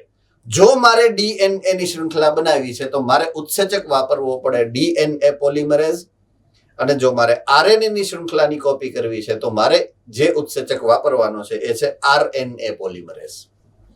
તો બેયનું આ પોલિમરાઇઝેશન કરી શકે. તમે આરટીપીસીઆર જે વાપર્યું એની અંદર વાયરસ હતો, વાયરસમાં આરએનએ હોય, એટલે ત્યાં આરટીપીસીઆર માં આરએનએ પોલિમરેઝ યુઝ થયો છે. પણ અહીંયા આપણે જે વાત કરીએ એ ડીએનએ ની વાત કરીએ છીએ, એટલે અહીંયા ડીએનએ પોલિમરેઝ ઉત્સેચક જે છે એનો વાપરવાનો છે આપણે. ઓકે, હવે અહીંયા પ્રક્રિયાની જે જરૂરિયાત છે, પ્રક્રિયા માટેની જે જરૂરિયાત છે એની વાત કરીએ. બરાબર છે? તો એમાં પહેલી વાત છે પ્રાઇમર. પહેલી વાત જે કીધી છે એ છે પ્રાઇમર. પ્રાઇમરના બે સેટ જોઈ. બરાબર છે? બે સેટ તમારે પ્રાઇમરમાં. એ પ્રાઇમર શું છે એ આપણે હમણાં વાત કરું થોડી વાર આગળ. બરાબર છે? ઓકે, બીજી વાત છે ઉત્સેચક. આ બીજી જરૂરિયાત. એટલે આ બે પ્રાથમિક જરૂરિયાત છે આપણી, જેના દ્વારા આપણે આ પ્રક્રિયા કરી શકીએ. પહેલી વાત છે પ્રાઇમરની અને બીજી વાત છે ડીએનએ પોલિમરેઝ ઉત્સેચકની. તો એના દ્વારા તમે ઇન વિટ્રો ક્રિયાવિધિ દ્વારા, ઇન વિટ્રો શબ્દ આવ્યો, ઇન વિટ્રો, જ્યારે કોઈ પણ જૈવ રાસાયણિક પ્રક્રિયા જો કોષની અંદર થાય, કરાવવામાં આવે તો એને ઇન વિવો કહેવાય. અને એ જ પ્રક્રિયા જો કોષની બહાર કરાવવામાં આવે છે, જૈવિક પ્રક્રિયા અને ઉત્સેચક દ્વારા જ કરાવીએ પણ લેબોરેટરીમાં કરાવીએ તો એને કહેવાનું છે ઇન વિટ્રો પ્રકારની ક્રિયા. બરાબર છે? ચયાપચયની પ્રક્રિયા, શૃંખલા પ્રક્રિયા પણ તમે કોષની અંદર નથી કરાવતા, કોષ બાહ્ય વાતાવરણની અંદર, લેબોરેટરીની અંદર કરાવો એટલે એને ઇન વિટ્રો કહેવાનું છે. તો અહીંયા ઇન વિટ્રો પ્રકારે ઈચ્છિત રુચિ પ્રમાણેના, એવો શબ્દ વાપરો છે, રુચિ પ્રમાણેના ઉપયોગી જનીન, એટલે કે જે જનીનનું તમારે બહુગુણન કરાવવું છે એ જનીન, ઈચ્છિત જનીનની વાત છે. તો એનું બહુગુણિત પ્રતિકૃતિઓ તૈયાર કરી શકો, અસંખ્ય નકલ તૈયાર કરી શકો. કવિ એવું કહેવા માંગે છે અહીંયા. રાઈટ? અસંખ્ય નકલો તમે એની તૈયાર કરી શકો છો આ ક્રિયાવિધિ દરમિયાન, જેમાં જરૂરિયાત તમારી બે છે. પહેલી જરૂરિયાત છે તમારી આરએનએ પ્રાઇમર્સ અને બીજી જરૂરિયાત છે ડીએનએ પોલિમરેઝ ઉત્સેચક. તો આ પહેલી જરૂરિયાતની વાત કરી. હવે આપણે ક્રિયાવિધિની અંદર શું થાય એની પણ વાત કરવી પડે. ઓકે, આખી ક્રિયાવિધિને 3 તબક્કાઓમાં વિભાજિત કરી છે. બરાબર છે? આખી ક્રિયાવિધિને 3 તબક્કાઓમાં વિભાજિત કરી છે. તબક્કા નંબર 1 નું નામ છે વિનૈસર્ગીકરણ. શું નામ છે? વિનૈસર્ગીકરણ. તબક્કા નંબર 2 નું નામ છે તાપમાનુશીતન. અને તબક્કા નંબર 3 નું નામ છે વિધ્રુવીકરણ, અથવા સોરી વિસ્તૃતીકરણ. વિસ્તૃતીકરણ, વિસ્તૃત કરવી એટલે કે ખેંચાવું, લાંબી શૃંખલા બનાવવી. તો વિનૈસર્ગીકરણ પોઈન્ટ નંબર 1, તબક્કા નંબર 1, તાપમાનુશીતન તબક્કા નંબર 2 અને વિસ્તૃતીકરણ પ્રક્રિયાનો સ્ટેપ તબક્કા નંબર 3 છે. આ 3 તબક્કાની અંદર આખી પ્રક્રિયા થાય છે, જેમાં તમને અહીંયા જે આકૃતિ બતાવી છે, અહીંયા જે આકૃતિ બતાવી છે એ આકૃતિ સેમ ટુ સેમ તમારી ટેક્સ્ટ બુકમાં અથવા તો રેફરન્સ બુક, આપણી જે મોડ્યુલ છે એની અંદર તમને જોવા મળશે. રાઈટ? Yes sir. આ વિદેશી જનીન સાથેના પ્લાઝમિડ નું કરવાનું કે ખાલી આપણું વિદેશી જનીન એનું જ? કોઈ પણ તમારે જે રુચિ પ્રમાણે એવું લખેલું છે, તમારે જે જનીન, જે ડીએનએ નું બહુગુણન કરાવવું છે એ તમે વાપરી શકો. અહીંયા પ્લાઝમિડ નું કરાવવું હોય તો પ્લાઝમિડ નું, વાહક નું કરાવવું હોય તો વાહક નું, આખે આખું અવરોધક જનીન કરવું હોય તો અવરોધક જનીન, ઇન્સ્યુલિનના જનીનનું કરવું છે તો ઇન્સ્યુલિનનું જનીન, કોઈ બી એક્સ વાય કે ઝેડ, એના માટે એ કોઈ ચોઈસ જ નથી. આરએનએ નું કરવું હોય તો આરએનએ નું, ડીએનએ નું કરવું હોય તો ડીએનએ નું. અન્ડરસ્ટુડ નાઉ? એટલે એ તમારે જે જનીનનું કરાવવાનું છે એ જનીનનું તમે બહુગુણન કરાવી શકો. આ મશીન ન્યુક્લિક એસિડનું બહુગુણન કરે. હો વાતની એક વાત. એ પછી તમે ગમે એ લ્યો, એનાથી એને કોઈ મતલબ નથી. આ મશીન છે એ આવું છે. તો પહેલા તબક્કાની વાત કરું જેનું નામ છે વિનૈસર્ગીકરણ. રાઈટ? પહેલા તબક્કાની વાત કરું જેનું નામ છે વિનૈસર્ગીકરણ. તો અહીંયા આકૃતિની અંદર જે પહેલી જે અહીંયા સૌથી ઉપરની જે આકૃતિ છે જેમાં લખેલું છે ડીએસડીએનએ, અહીંયા મારામાં, તમારામાં લખેલું હશે ડીએનએ નું બેવડું કુંતલ, જે લખેલું હોય, બરાબર છે? તો અહીંયા આ ડીએસડીએનએ છે, ડબલ સ્ટ્રેન્ડેડ ડીએનએ. એટલે કે ડીએનએ ની આ બે શૃંખલા છે જે હામે જોડાયેલી છે. તો ડીએનએ ની આ બેવડી શૃંખલા હામે કોના દ્વારા જોડાયેલી હશે? હાઇડ્રોજન બંધ દ્વારા. કોના દ્વારા? હાઇડ્રોજન બંધ. બેઝ પેર જે બની છે, એડેનિન અને થાઇમિન એકબીજાની સાથે બે હાઇડ્રોજન બંધ વડે જોડાયેલા છે. સાઇટોસિન અને ગ્વાનિન સામસામે એકબીજા સાથે 3 હાઇડ્રોજન બંધ વડે જોડાયેલા છે. બરાબર છે? તો એ જે જોડાણ છે એ હાઇડ્રોજન બંધનું જોડાણ છે. ઓકે, હાઇડ્રોજન બંધની જોડાણ બનવું અથવા તો જોડાણને એકબીજાથી છૂટું પાડવું, એટલે કે એ બંધ બનવો અને તૂટવો, એ ઉત્સેચકીય ક્રિયાવિધિ ઉપર આધારિત નથી. બરાબર છે? એ તાપમાન દ્વારા પણ નિયંત્રિત થઈ શકે. પણ એમ કહું છું, પણ તો એ તાપમાન દ્વારા પણ હાઇડ્રોજન બંધનું બનવું અને તૂટવું એ થઈ શકે. અન્ડરસ્ટુડ? એની એક સિમ્પલ ક્રિયાવિધિ તમે ભણી છે. દાખલા તરીકે આપણે વાત કરી હતી લિપિડની અંદર, લિપિડ ધોરણ 11 ચેપ્ટર 9, સંતૃપ્ત ફેટી એસિડ અને અસંતૃપ્ત ફેટી એસિડ. રાઈટ? એવું કોઈને ખબર છે કાંઈ આવ્યું હતું એવું? Okay okay. તો સંતૃપ્ત ફેટી એસિડ સામાન્ય રીતે હાઇડ્રોકાર્બનમાં દરેક કાર્બન એની જેટલી પણ સંયોજકતા છે એમાં ક્યાંય દ્વિ કે ત્રિબંધ જોવા ન મળે તો એ સંતૃપ્ત ફેટી એસિડ છે. બરાબર છે? તો એ સંતૃપ્ત છે, એના બધા જ બંધ કોઈ એક નિશ્ચિત હાઇડ્રોકાર્બનમાં કોઈ હાઇડ્રોજન સાથે જોડાયેલા જ છે. એટલે એક પણ દ્વિબંધ કે ત્રિબંધ જોવા મળતો નથી. અસંતૃપ્ત હશે ને એમાં દ્વિબંધ કે ત્રિબંધ છે. તો સંતૃપ્ત જ્યાં હશે ને ત્યાં મોટે ભાગે એની અવસ્થા હશે ને એ ધન અવસ્થા હશે. એક ઘન પદાર્થ હશે, ઘન પદાર્થ જામેલું. એટલે ચરબી છે એમાં સંતૃપ્તતા છે. ચરબીની અંદર, એટલે કે પ્રાણીજન્ય જે લિપિડ છે, ચરબી જેને કહો છો, એ સંતૃપ્ત ફેટી એસિડ એની અંદર વધારે છે. અને વનસ્પતિજન્ય જે હશે લિપિડ, એ તેલ પ્રવાહી અવસ્થામાં હોય મોટા ભાગે.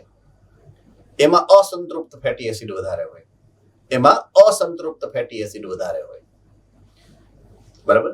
હવે દાખલા તરીકે કોઈ પણ પ્રાણીજન્ય લિપિડ છે, એટલે કે દાખલા તરીકે માખણ છે કે ઘી છે, તો એને ગરમ કરો તો શું થાય? પ્રવાહી અવસ્થા. પાછી ઠરી જાય એટલે પાછું ઘન અવસ્થા. ઈ હાઇડ્રોકાર્બનના હાઇડ્રોજન અને કાર્બન વચ્ચેના બંધ ઉપર આધારિત છે, જે ગરમી દ્વારા પ્રભાવિત થાય. તો હાઇડ્રોજનનો જે બંધ છે ને એ ગરમી દ્વારા પ્રભાવિત થાય છે. એનું આ ઉદાહરણ મેં સામે સરખાયું. હવે સમજાણું? તો આમાંય હાઇડ્રોજન બંધ છે. આ બે જે હામે શૃંખલા જોડાયેલી છે ને એ હાઇડ્રોજન બંધ વડે જોડાયેલી છે. તો હવે જો હું એને ગરમ કરું ને તો હાઇડ્રોજન બંધ એકબીજાથી નોખા પડી જાય. એટલે બે શૃંખલાને ઉત્સેચક વાઇપરા વગર પણ હું ઇઝીલી એકબીજાથી અલગ કરી શકીશ. કઈ રીતે કરી શકીશ? તો કે એનું તાપમાન વધારીને. તો એ જે સંવર્ધન માધ્યમમાં છે, એ જે મશીનમાં મેં નાખ્યા, મશીનને હાઈ ટેમ્પરેચર ઉપર લઈ જાવ, ઊંચા તાપમાને લઈ જાવ, એટલે ડીએનએ ની સામેની જે શૃંખલા છે એકબીજાથી છૂટી પડી જાય. બરાબર છે? એટલે આ જે શૃંખલા છે બે જોડાયેલી, અહીંયા જો અહીંયા લખેલું છે તાપમાન, તાપમાન વધાર્યું છે, હીટ, ગરમી આપી તમે, રાઈટ? તો ગરમી જ્યારે આપો એટલે હામેની શૃંખલા એકબીજાથી છૂટી પડી ગઈ. આ શૃંખલા નંબર 1 થઈ ગઈ, આ શૃંખલા નંબર 2 થઈ ગઈ. બે શૃંખલાઓ એકબીજાથી છૂટી પડી ગઈ છે. રેડી? આટલું સમજાણું કે નહીં? તો આ સ્ટેપ નંબર 1 છે આપણે જે સમજવાનું છે. શૃંખલા છૂટી પડવી એને કહેવાય છે વિનૈસર્ગીકૃત થવું. એનું જે ઓરિજિનલ સ્વરૂપ છે એ બદલી ગયું. પેલા જોડાયેલી હતી, હવે છૂટી પડી ગઈ. તો વિનૈસર્ગીકરણની વાત છે. વિનૈસર્ગીકરણમાં થયું છે શું? તો કે ઇચ્છિત ડીએનએ ની શૃંખલાને અહીંયા જુઓ 94 ડિગ્રી સેલ્સિયસ યાદ રાખવાનું છે. તમે જે તાપમાન આપ્યું છે એ કેટલું છે? 94 ડિગ્રી સેલ્સિયસ તાપમાને ગરમ કરો તો બંને શૃંખલા છૂટી પડી જાય છે. આ બંને શૃંખલાઓ એકબીજાથી છૂટી પડી જાય છે. આ છૂટી પડેલી બંને શૃંખલાઓ હવે નવી શૃંખલાના સંશ્લેષણ માટે રેડી છે. એના ટેમ્પલેટ તરીકે વર્તે. ટેમ્પલેટ તરીકે. ટેમ્પલેટનો મતલબ શું કાઢવાનો હોય? કે જૂની શૃંખલા જેવી છે એની સામે એના કોડને આધારે નવી શૃંખલા બને, રાઈટ? એને ટેમ્પલેટ કહેવાય. દાખલા તરીકે આપણે ચોકલેટ ઘરે બનાવવી હોય તો જેવા શેપમાં તમે નાખો, ઓલું નીચે ઓલું ખબર ને રબરની પ્લેટ આવે એની અંદર તમારે નાખવાનું હોય, તો એ ટેમ્પલેટ તરીકે વર્તે કહેવાય કે એ જે શેપ હશે એવો જ શેપ ચોકલેટનો બને એમ. તો જ્યારે નવી શૃંખલા બને તો જૂની એક જે શૃંખલા હોય એની સામે એને આધારે જ નવી બને, એટલે એ ટેમ્પલેટ તરીકે વર્તે. અન્ડરસ્ટુડ નાઉ? હવે આમાં ઘણા જો એકબીજા એવી વાતો કરે કે સાહેબે ચોકલેટ બનાવી લાગે છે એમ કરે, અને સાહેબના ઘરે તો બનતી હોય ને, આપણે સાહેબે જોયું તો હોય ને એટલીસ્ટ એને. ઓકે, તો આ શૃંખલા બંને જ્યારે છૂટી પડે બંને ટેમ્પલેટ તરીકે વર્તશે, બરાબર છે? અને બંને હામેના છેડે એક નવી શૃંખલા બનાવશે. તો હવે નેક્સ્ટ સ્ટેપ એટલે કે સ્ટેપ નંબર 2 ની વાત કરું.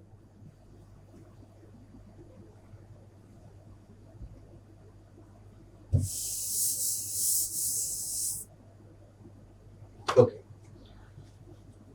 આપણે હતા આ સ્ટેપમાં અને એ સ્ટેપમાં ખાસ કરીને આપણે પહોંચ્યા હતા આ શૃંખલા નંબર 1 ને મેં અલગ કરી, શૃંખલા નંબર 2 થી, રાઈટ? હવે મારા માટે છે શૃંખલા નંબર જે આ બે છૂટી પડી ગઈ, સ્ટેપ નંબર 2 માં મારે આવવાનું છે. સ્ટેપ નંબર 2 નું નામ છે તાપમાનું શીતન.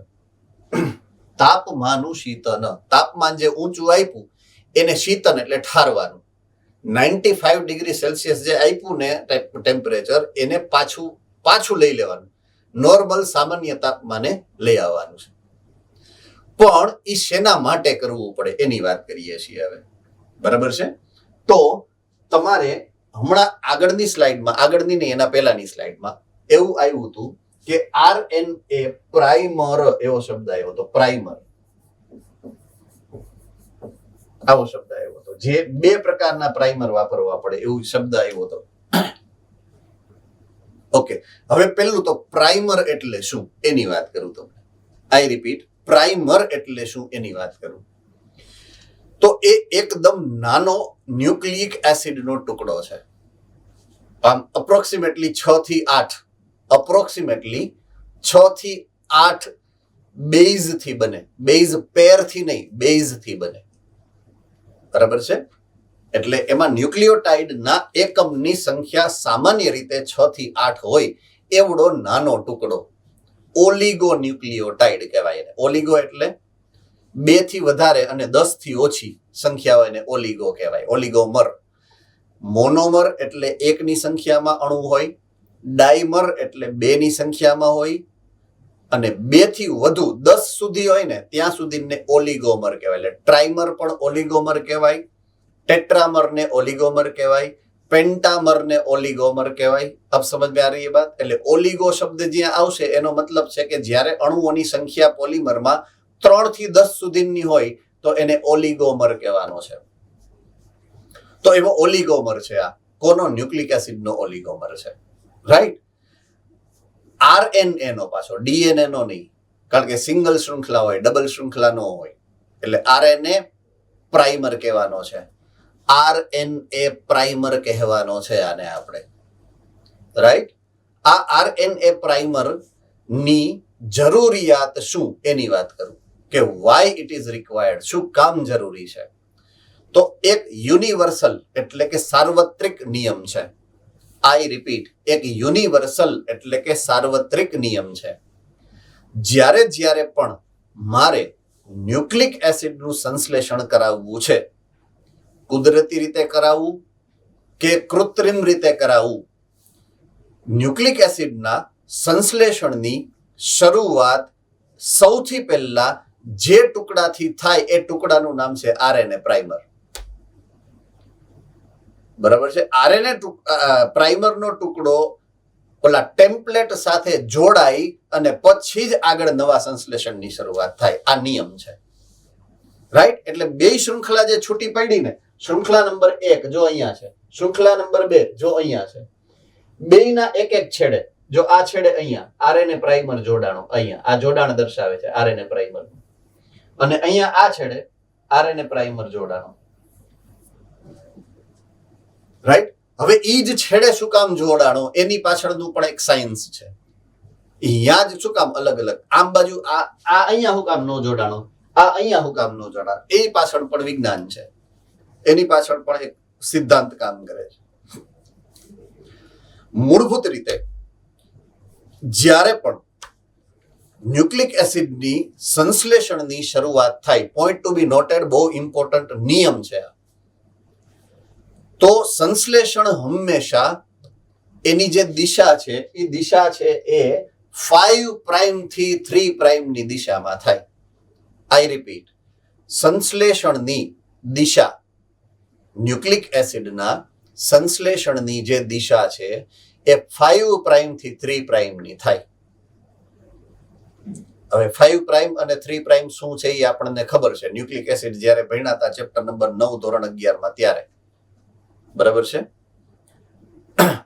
તો અહીંયા હવે તમે જોશો તમારી જે આકૃતિ છે એ, તો આકૃતિમાં જો અહીંયા આ જગ્યાએ 3 પ્રાઇમ છે અને આ જગ્યાએ 5 પ્રાઇમ છે, જુઓ તો છે.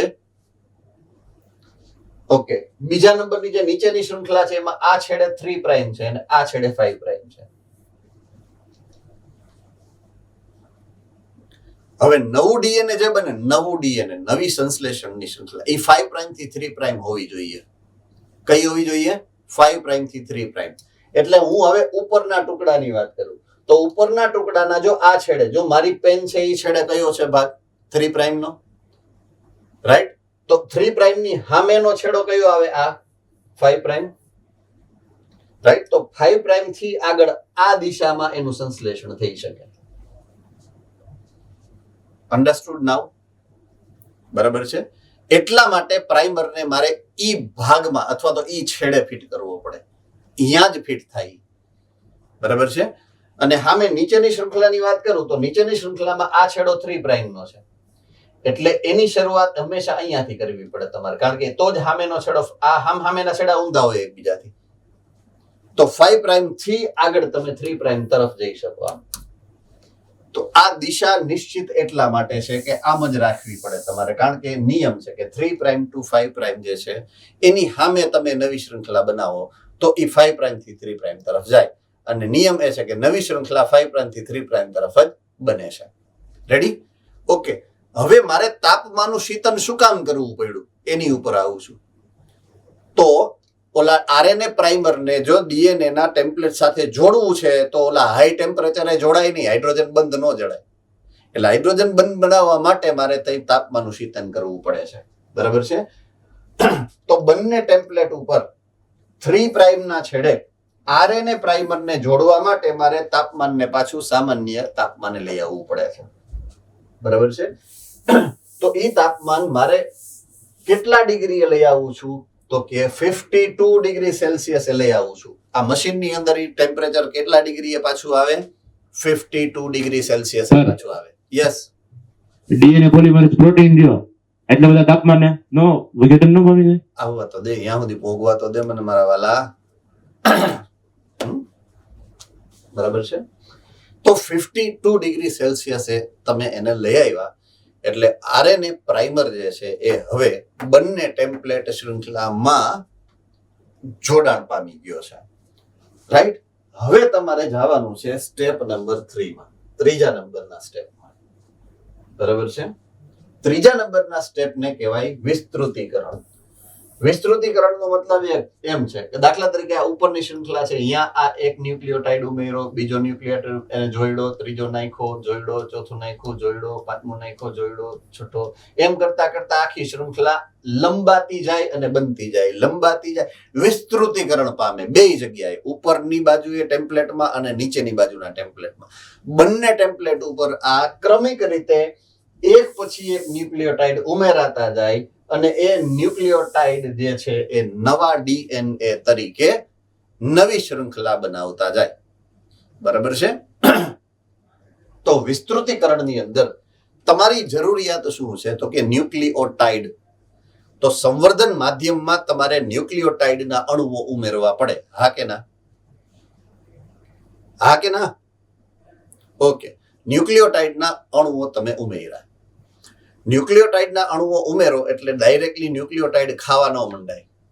ન્યુક્લિયોટાઇડના અણુને જોડવા માટે તમારે ઉત્સેચકની જરૂરિયાત પડશે. તો અહીંયા જે ઉત્સેચક વપરાય છે એ છે ડીએનએ પોલિમરેઝ. અહીંયા જે ઉત્સેચક વપરાય છે એ ડીએનએ પોલિમરેઝ છે. બરાબર છે? હવે દાખલા તરીકે તમે એક કોપી બનાવો છો તો ડીએનએ પોલિમરેઝ નાખ્યું, મેં સામાન્ય ડીએનએ પોલિમરેઝ નાખ્યું, એક કોપી બની ગઈ, અડી અડી છૂટા. પણ એક જ કોપી થોડી બનાવી, તો આ પ્રયોગ શું કામ કરવો જોઈએ? અવડો મોટો આ મશીનનો ઉપયોગ કરવાનો જ નહીં. આ મશીનમાં તો લાખો કરોડોની સંખ્યામાં કોપી બને. એટલે દાખલા તરીકે પહેલું સાયકલ ચાલ્યું એટલે એકમાંથી 2 ડીએનએ બન્યા. બરાબર છે? 2 ડીએનએ ફરી પાછા આગળ વધ્યા. બરાબર છે? 2 માંથી 4 ડીએનએ બન્યા. 4 માંથી પ્રક્રિયા આગળ વધી, 4 માંથી 8 ડીએનએ બન્યા, ફરીથી 8 માંથી 16 બન્યા, ફરીથી 16 માંથી 32 બન્યા, ફરીથી 32 માંથી 64 બન્યા. બરાબર છે? એમ કરતા કરતા તમે આ પ્રક્રિયા 30 વાર કરાવો. કેટલી વાર? 30 વાર. તો એના કરોડો અણુ બને. માત્ર 30 વાર કરાવો તો કરોડો અણુ બની જાય. બરાબર છે? શું કામ? કારણ કે 1 માંથી 2 બને, 2 માંથી 4 બને, 4 માંથી 8 બને, 8 માંથી 16 બને, 16 માંથી 32 બને, 32 માંથી 64 બને. ચક્રવૃદ્ધિ વ્યાજની જેમ વધે. તો 30 માં તો કરોડો અણુ તમે એક સિંગલ અણુમાંથી બનાવી શકો. બરાબર છે? તો અહીંયા એ જ ચક્ર પાછું ચાલુ કરવાનું છે. એટલે દ્રાવણ એમનેમ રાખ્યું મેં. બરાબર છે? દ્રાવણ એમનેમ રાખ્યું. સ્ટેપ નંબર 1 માં હું પાછો ગયો. સ્ટેપ નંબર 1 શું છે? 95 ડિગ્રી સેલ્સિયસ. શું છે? 95 ડિગ્રી સેલ્સિયસ. હવે 95 ડિગ્રી સેલ્સિયસે આ ભાઈનો પ્રશ્ન હવે આવ્યો કે ઓલું ડીએનએ પોલિમરેઝ ગુજરી ન જાય? બચાડું ગુજરી જાય. સાચી વાત છે. રાઈટ? એટલે ઉત્સેચક અહીંયા તમારે એવો લેવો પડે કે એ ઉત્સેચક ઉચ્ચ કક્ષાના જે તાપમાન છે એને સહન કરવાની શક્તિ વાળો હોય. તો હવે એ ક્યાંથી ગોતવાનું? તો કે એના માટે થઈને આપણી પાસે એક વિકલ્પ છે. થર્મો એક્વિટિકસ નામની એક થર્મો એસિડોફિલ બેક્ટેરિયાની જાત. થર્મો એસિડોફિલ બેક્ટેરિયા ક્યાં હોય? થર્મો એસિડોફિલ ક્યાં હોય? Okay, Junagadh centre. થર્મોએસિડોફિલ્સ વધુ તાપમાન સહન કરી શકે એટલે વધારે તાપમાન હોય એવી જગ્યાએ મળતી. દાખલા તરીકે ગરમ પાણીના ઝરા. ગરમ પાણીના ઝરામાં, દાખલા તરીકે ગરમ પાણીના ઝરામાં હોય તો ઈ જીવંત અવસ્થામાં હોય કે મૃત અવસ્થામાં હોય? અહીંયા જીવંત અવસ્થામાં હશે. બહુગુણન પામી શકે કે ન પામી શકે? ત્યાં તો કે પામી શકે. એનો મતલબ છે કે ઈ બહુગુણન પામતા હશે ત્યારે એના જનીનનું સ્વયંજનન થતું હશે. જો જનીનનું સ્વયંજનન થતું હશે તો ડીએનએ બનતું હશે. તો એના જે ડીએનએ પોલિમરેઝ છે ને એ 100 ડિગ્રી સેલ્સિયસ જેટલું તાપમાન હોય તોય સક્રિય રહે છે. વિશિષ્ટ પ્રકારના અનુકૂલિત છે એ ડીએનએ પોલિમરેઝ. એટલે એમાંથી ઉપાડ્યા આપણે ડીએનએ પોલિમરેઝ. ક્યાંથી ઉપાડ્યા? થર્મો એસિડોફિલની થર્મો એક્વેટિકસ નામની જાતમાંથી ઉપાડ્યા. અન્ડરસ્ટુડ નાઉ? થર્મો એસિડોફિલની એક જાતિ થર્મો એક્વેટિકસ નામના ઓર્ગેનિઝમ એવી જાતમાંથી આપણે આ બેક્ટેરિયામાંથી આ ડીએનએ પોલિમરેઝ એ ઉપાડ્યા છે. તો થર્મો એક્વેટિકસ. થર્મોમાંથી મેં શબ્દ લીધો ટી, એક્વેટિકસ માંથી એ ક્યુ. તો આને ટેક પોલિમરેઝ કહેવાય. ટેક પોલિમરેઝ, ટી એ ક્યુ, ટેક પોલિમરેઝ. એમાં ટી છે એની પ્રજાતિનો પહેલો મૂળાક્ષર અને એ ક્યુ એક્વેટિકસ ના 2 અક્ષર. ટેક પોલિમરેઝ કહેવાનું છે. તો તમે અહીંયા જે પોલિમરેઝ ઉત્સેચક વાપરશો એ પોલિમરેઝ ઉત્સેચકનું નામ છે ટેક પોલિમરેઝ. ઓકે, વિસ્તૃતીકરણથી આપણે આવતીકાલે આગળ વધશું. આ અધૂરું છે કારણ કે 12:30 વાગી ગયા છે, એટલે આપણે લેક્ચર હું અત્યારે પૂરું કરું છું. આપ ફરીથી એક વખત એક્સપ્લેન કરી દઈશ આવતીકાલે વિસ્તૃતીકરણની પ્રક્રિયા. રાઈટ? Yes sir. સર, આપણે જેટલી વખત પણ આ ડીએનએ ની ડુપ્લિકેશન વિસ્તૃતીકરણ કરવું હોય એટલી વાર પ્રાઇમર ઉમેરવું પડે? એટલી વાર પ્રાઇમર ઉમેરવું પડે? નો નો, કારણ કે પ્રાઇમરનો એક જથ્થો જ એની અંદર હશે. પ્રાઇમરનું કેવું છે કે જ્યારે બની જશે ને પછી પ્રાઇમર છૂટું પડી જશે. પ્રાઇમર પાછું છૂટું પડી જશે એટલે પાછું બીજી સાયકલમાં પાછું ઈ જ નહીં પ્રાઇમર વપરાય, સેમ ટુ સેમ. એટલે દર વખતે એમાં પછી કાંઈ ઉમેરવાનું જ નથી. જેટલું છે એટલું એક વખત જ્યારે સોલ્યુશન તમે બનાવો છો એની અંદર બધું ઉમેરેલું હોય. અને એ બી હવે તો હાવ બધું રેડીમેડ જ આવે છે. તમારે 2 ટીપા સોલ્યુશન નાખી દો અને ફેરવી નાખો મશીનમાં એટલે પૂરું થઈ ગયું. એ બધું એની અંદર એની મેળાએ કરી લે છે. એ સોલ્યુશનમાં બધું મિશ્રણ હશે જ. એમાં ટેક પોલિમરેઝ છે, એમાં ન્યુક્લિયોટાઇડ્સ પણ છે, એમાં જરૂરી જે પણ એને બીજી ક્રિયાવિધિ દરમિયાન જરૂરી જે મિનરલ્સ હશે એ મિનરલ્સ એની અંદર છે, એની અંદર પોષક દ્રવ્યો છે. સંવર્ધન માધ્યમ રેડીમેડ જ મળે છે. મોંઘું બહુ હોય, અતિ મોંઘું હોય. એ સોલ્યુશનનું લગભગ હું માનું ત્યાં સુધી 10 થી 15 ml ની જે બોટલ છે એ 35-40 હજારની આવે. આ જે બોટલ છે હું જે કહું છું આનું સોલ્યુશન છે એ 35-40 હજારનું નાનું 20 ml નું કે 15 ml નું અવડું નાનું એવું એનું દ્રાવણનું સીસી આવે, વાયલ આવે. હોય મોંઘું પણ બધું રેડીમેડ આવે છે ટૂંકમાં. આ ટેસ્ટ એટલા માટે તો મોંઘી પડે. આરટીપીસીઆર તમે કરાવવા ગયા હતા 1500-2000 રૂપિયા લીધા હશે એટલા માટે, કારણ કે એ તમે 2 ટીપા વાપરે તો એ 1000-1500 ની થાય. Okay, I will see you tomorrow.